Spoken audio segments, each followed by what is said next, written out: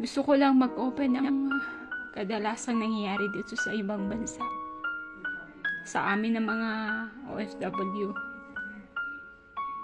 Alam niyo yung mahirap. Yung pagod ka na sa trabaho. Gusto mong magpahinga pero hindi mo magawa.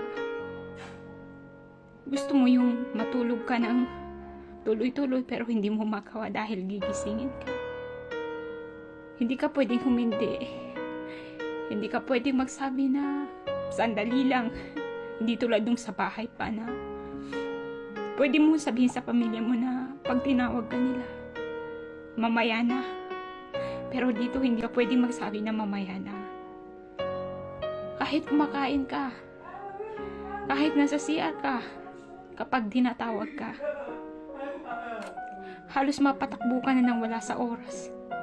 Sa pagmamadali. Dahil kailangan on time kapag tinawag ka, nandoon ka. Yung pakiramdam na hirap ka na dahil sa pagod. Nandiyan din ang trabaho. Trabaho na walang katapusan. Alam niyo yung pakiramdam na minsan maluluha ka na lang. Umiiyak ka na lang habang nagtatrabaho dahil sa pagod. Ayaw mo na magtrabaho pero hindi pwede. Gusto mong mag-relax muna pero hindi pwede. Yung pakiramdam na pagod ka. Tapos yung problema sa Pinas dumadagdag pa. Hindi ko ginawa tong video para magpaawa pero gusto ko lang i-express, gusto ko lang ipaalam yung kadalasan na nangyayari dito na nararanasan namin. Pagod ka, puyat. Tapos nandyan pa yung gulo, nandyan pa yung away, nandyan pa yung problema, nandyan pa yung hindi pagkakaintindihan sa mga tao na naiwan namin. Yun yung isa yun sa pinakamahirap. Ang hirap kasi tapos wala kang mapagsasabihan ng sakit, wala kang mapagsasabihan ng problema mo. Tapos dito hindi ka pwedeng humindi.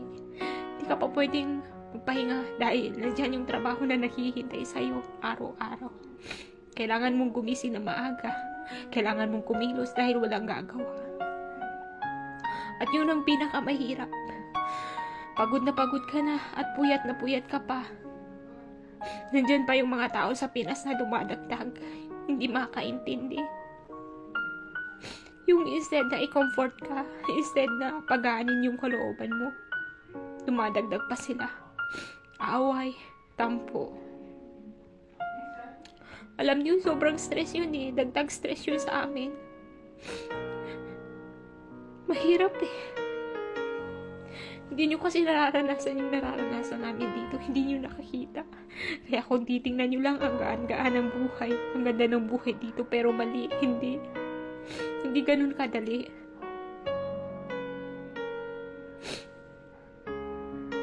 Pero ganun talaga eh, para sa inyo, para sa pamilya, lahat kinakaya, lahat ginagawa. Tinitiis kahit sobrang hirap na. Yung gusto mong umuwi pero hindi mo magawa dahil wala kang ipon, wala kang pera. Iniisip mo, sige, mag-i-extend pa ako, kakayanin ko to another year. Isa yun sa pinakamahirap na desisyon namin. Yung gustong-gusto mo nang makaapak, gustong-gusto mo nang makita yung pamilya mo pero hindi mo magawa. Dahil sa pagtupad para sa mga pangarap, para sa kanila, lahat tinitiis, another sakripisyo. Kahit labag mahirap para sa'yo pero ginagawa mo, mag-extend ka ulit, mag-extend.